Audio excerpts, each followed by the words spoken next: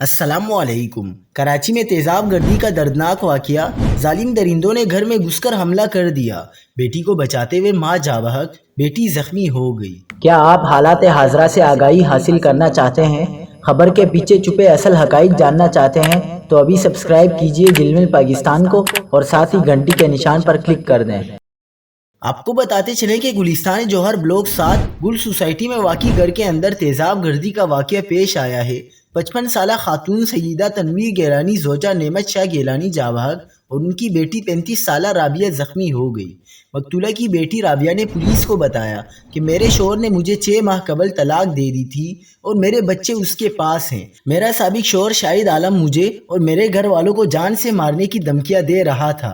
2 افراد گھر میں گھس کر ہم پر تشدد کرنے لگے، میرے جسم پر تیزاب پھینکا، لیکن میں خود کو بچا کر واش روم میں چھپ گئی۔